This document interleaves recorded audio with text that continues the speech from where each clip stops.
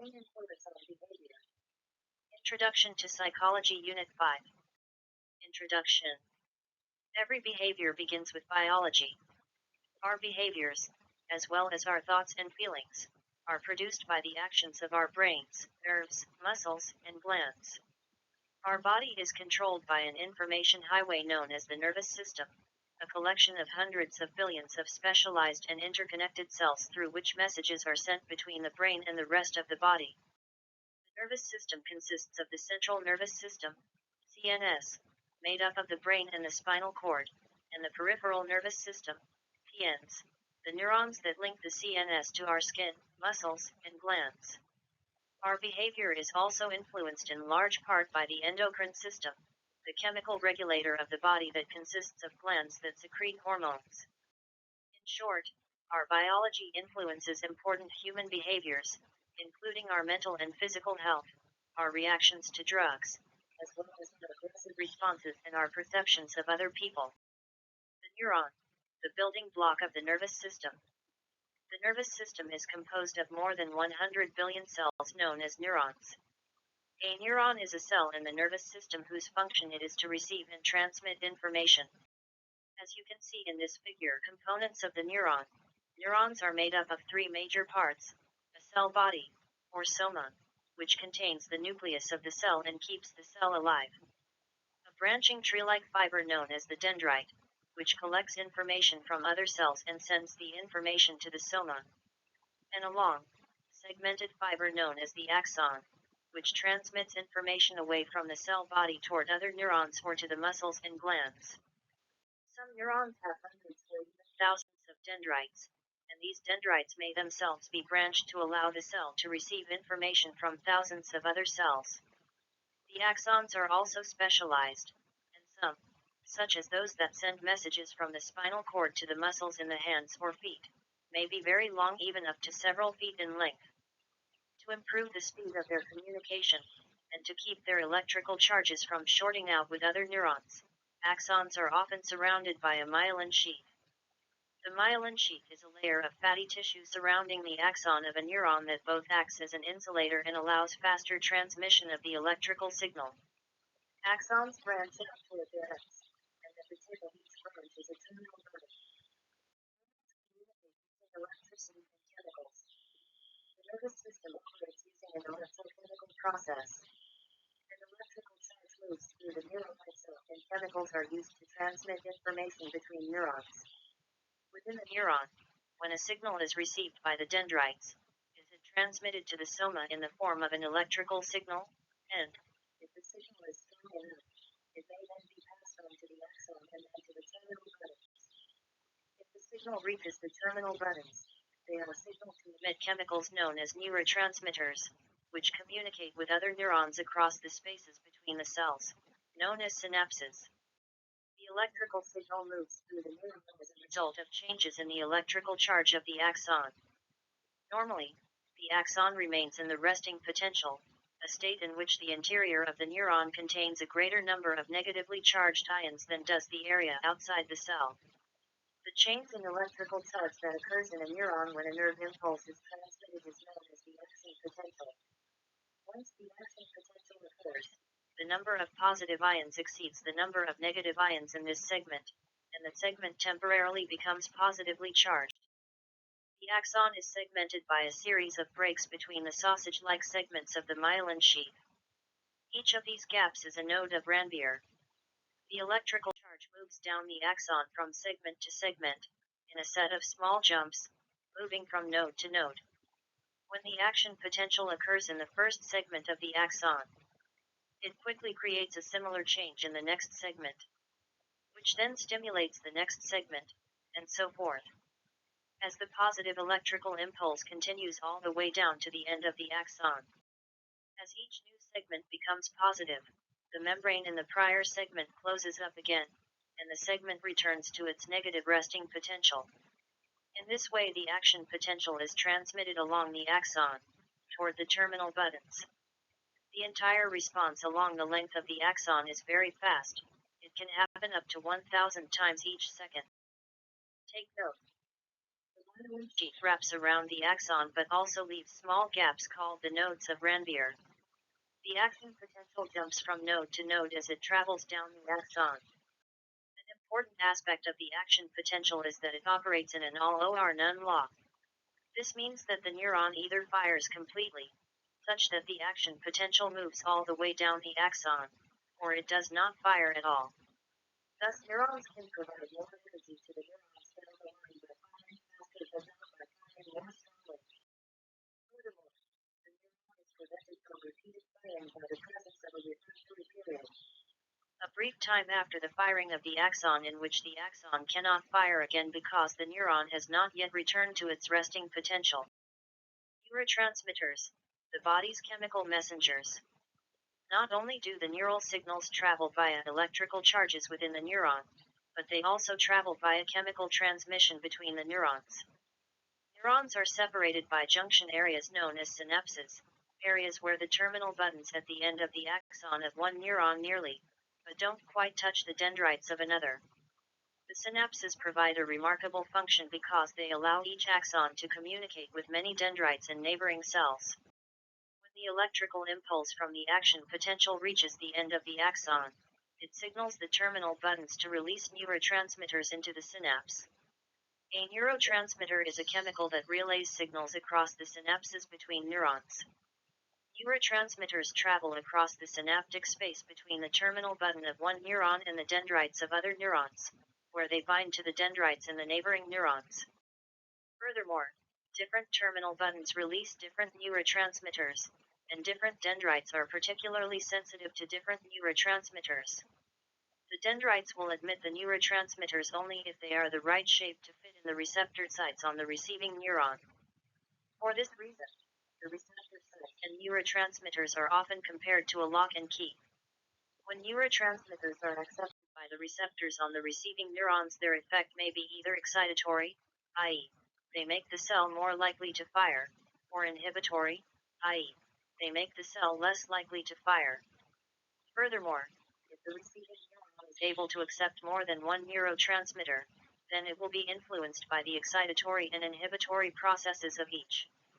If the excitatory effects of the neurotransmitters are greater than the inhibitory influences of the neurotransmitters, the neuron moves closer to its firing threshold, and if it reaches the threshold, the action potential and the process of transferring information through the neuron begins.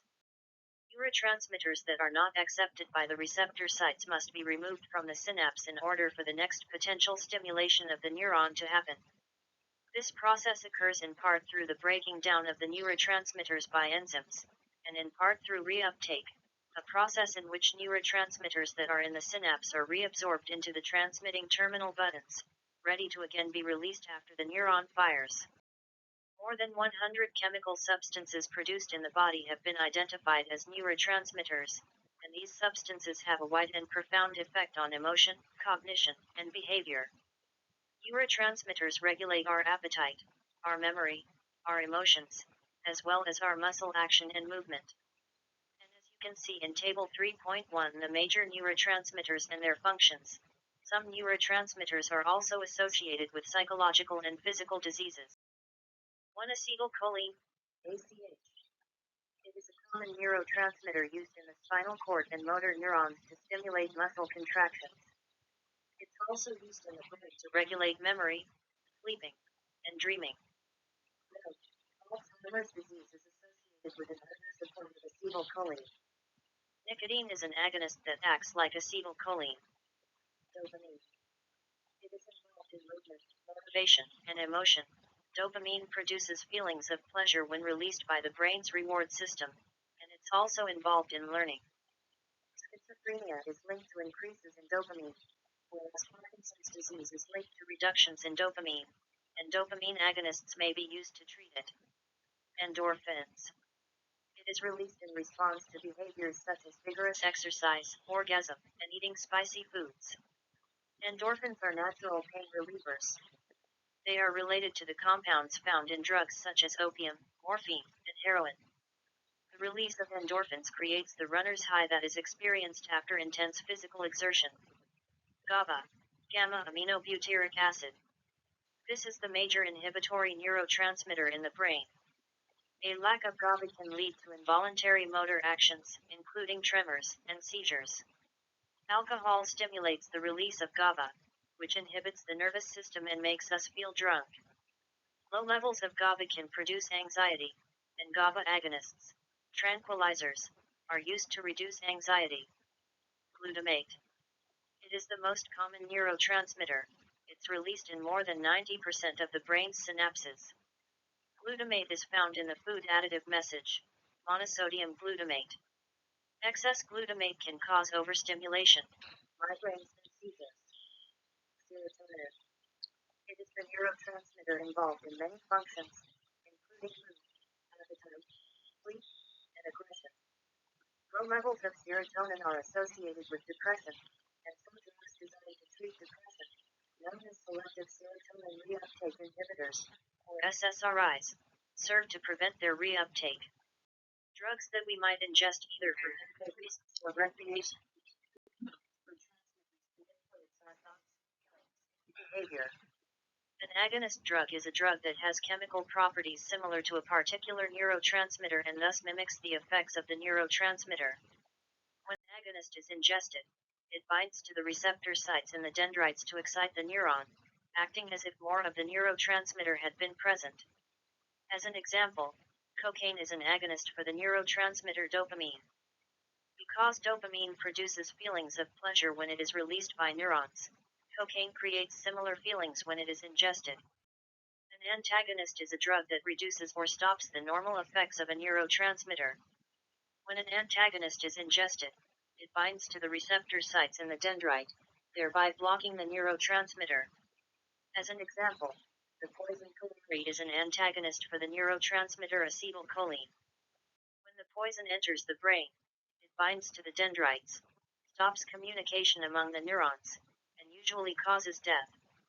Still, other drugs work by blocking the reuptake of the neurotransmitter itself. When reuptake is reduced by the drug, more neurotransmitter remains in the synapse, increasing its action. How our brains control our thoughts, feelings, and behavior. The brains of all animals are very similar in overall form. In each animal the brain is layered, and the basic structures of the brain are similar. The innermost structures of the brain, the parts nearest the spinal cord, are the oldest part of the brain, and these areas carry out the same functions they did for our distant ancestors.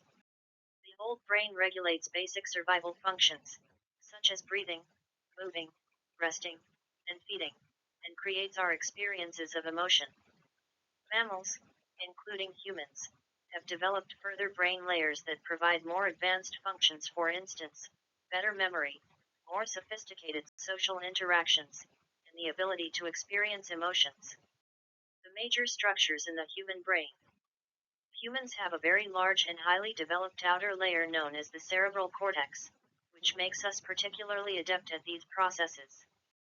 Humans have a very large and highly developed outer brain layer known as the cerebral cortex. The cortex provides humans with excellent memory, outstanding cognitive skills, and the ability to experience complex emotions. The old brain, wired for survival. The brain stem is the oldest and innermost region of the brain. It's designed to control the most basic functions of life, including breathing, attention, and motor responses. The brain stem begins where the spinal cord enters the skull and forms the medulla, the area of the brain stem that controls heart rate and breathing. The brain stem and the thalamus. In many cases, the medulla alone is sufficient to maintain life. Animals that have the remainder of their brains above the medulla severed are still able to eat, breathe, and even move. The spherical shape above the medulla is the pons, a structure in the brain stem that helps control the movements of the body, playing a particularly important role in balance and walking. Running through the medulla and the pons is a long, narrow network of neuronal cells in reticular formation. The top of the filter out some of the stimuli that are coming into the brain from the spinal cord and to relay the remainder of the signals to other areas of the brain. The reticular formation also plays important roles in walking, eating, sexual activity, and sleeping. When electrical stimulation is applied to the reticular formation of an animal, it immediately becomes fully awake, and when the reticular formation is severed from the higher brain regions, the animal falls into a deep coma. The limbic system.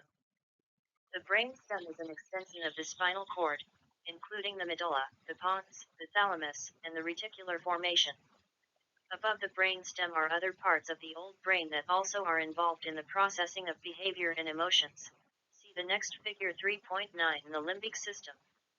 The thalamus is the egg-shaped structure above the brainstem that applies still more filtering to the sensory information that is coming up from the spinal cord and through the reticular formation, and it relays some of these remaining signals to the higher brain levels. The thalamus also receives some of the higher brain's replies, forwarding them to the medulla and the cerebellum. The thalamus is also important in sleep because it shuts off incoming signals from the senses, allowing us to rest. The limbic system. This diagram shows the major parts of the limbic system, as well as the pituitary gland, which is controlled by it. The cerebellum, literally, little brain, consists of two wrinkled ovals behind the brain stem. It functions to coordinate cognitive. People who have damage to the cerebellum have difficulty walking, keeping their balance, and holding their head steady. Consuming alcohol influences the cerebellum, which is why people who are drunk have more difficulty walking in a straight line. Also, the cerebellum contributes to emotional responses, helps us discriminate between different sounds and textures, and is important in learning. Bauer and Parsons, 2003. Whereas the primary function of the brain stem is to regulate the most basic aspects of life, including motor functions, the limbic system is largely responsible for memory and emotions, including our responses to reward and punishment. The limbic system is a brain area, located between the brain stem and the two cerebral hemispheres, that governs emotion and memory. It includes the amygdala, the hypothalamus, and the hippocampus. The amygdala consists of two almond-shaped clusters. Amygdala comes from the Latin word for almond, and is primarily responsible for regulating our perceptions of, and reactions to, aggression and fear. The amygdala has connections to other bodily systems related to fear, including the sympathetic nervous system, which we will see later is important in fear responses. Facial responses, which perceive and express emotions. The processing of smells, and the release of neurotransmitters related to stress and aggression. Best, 2009. Located just under the thalamus, hence its name. The hypothalamus is a brain structure that contains a number of small areas that perform a variety of functions, including the important role of linking the nervous system to the endocrine system via the pituitary gland. Through its many interactions with other parts of the brain, the hypothalamus helps regulate body temperature, hunger, thirst, and sex, and responds to the satisfaction of these needs by creating feelings of pleasure. Hippocampus. The hippocampus consists of two horns that curve back from the amygdala. The hippocampus is important in storing information in long-term memory. If the hippocampus is damaged, a person cannot build new memories, living instead in a strange world where everything he or she experiences just fades away, even while older memories from the time before the damage are untouched. Cerebral cortex creates consciousness and thinking. All animals have adapted to their environments by developing abilities that help them survive. Some animals have hard cells, others run extremely fast, and some have acute hearing. Human beings do not have any of these particular characteristics, but we do have one big advantage over other animals: we are very, very smart. The key to the advanced intelligence of humans is not found in the size of our brains. What sets humans apart from other animals is our larger cerebral cortex, the outer bark-like layer of our brain that allows us to so successfully use language, acquire complex skills, create tools, and live in social groups. Gibson, 2002. In humans, the cerebral cortex is wrinkled and folded, rather than smooth as it is in most other animals. This creates a much greater surface area and size, and allows increased capacities for learning, remembering, and thinking. The folding of the cerebral cortex is referred to as corticalization. The cerebral cortex is divided into two hemispheres, and each hemisphere is divided into 4 lobes, each separated by folds known as fissures. If we look at the cortex starting at the front of the brain and moving over the top, we see first the frontal lobe, which is responsible primarily for thinking, planning, memory, and judgment.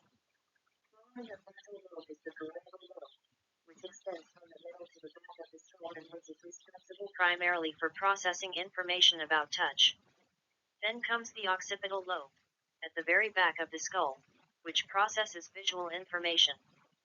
Finally, in front of the occipital lobe, pretty much between the ears, is the temporal lobe, responsible primarily for hearing and language. The brain is divided into two hemispheres, left and right, each of which has four lobes: temporal, frontal, occipital, and parietal. Furthermore, there are specific cortical areas that control different processes. Functions of the cortex. A general principle about how the brain is structured, called contralateral control. The brain is wired such that in most cases the left hemisphere receives sensations from and controls the right side of the body, and vice versa. The motor cortex is specialized for providing control over the body, in the sense that the parts of the body that require more precise and finer movements, such as the face and the hands, also are allotted the greatest amount of cortical space. The portion of the sensory and motor cortex devoted to receiving messages that control specific regions of the body is determined by the amount of fine movement that area is capable of performing. Thus the hand and fingers have as much area in the cerebral. Just as the motor cortex sends out messages to the specific parts of the body, the somatosensory cortex, an area just behind and parallel to the motor cortex at the back of the frontal lobe, receives information from the skin's sensory receptors and the movements of different body parts. Again, the more sensitive the body region, the more area is dedicated to it in the sensory cortex. Our sensitive lips, for example, occupy a large area in the sensory cortex, as do our fingers and genitals. Other areas of the cortex process other types of sensory information. The visual cortex is the area located in the occipital lobe, at the very back of the brain, that processes visual information. If you were stimulated in the visual cortex, you would see flashes of light or color, and perhaps you would have the experience of seeing stars when you were hit in, or fell on, the back of your head. The temporal lobe, located on the lower side of each hemisphere, contains the auditory cortex, which is responsible for hearing and language. The temporal lobe also processes some visual information, providing us with the ability to name the objects around us. Martin, 2007. The motor and sensory areas of the cortex account for a relatively small part of the total cortex. The remainder of the cortex is made up of association areas in which sensory and motor information is combined and associated with our stored knowledge.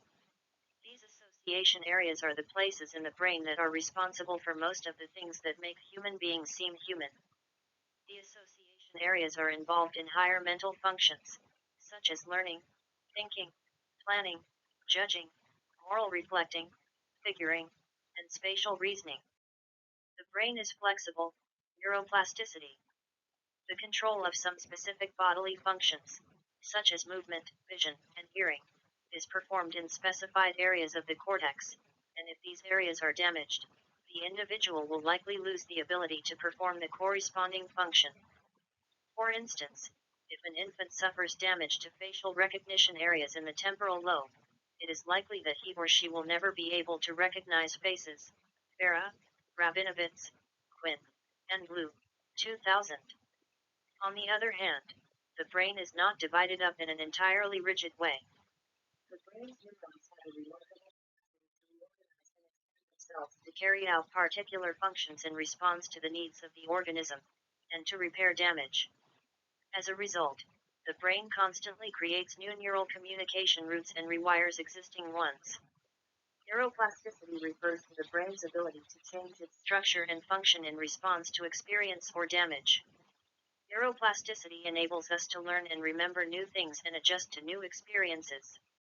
Our brains are the most plastic when we are young children, as it is during this time that we learn the most about our environment.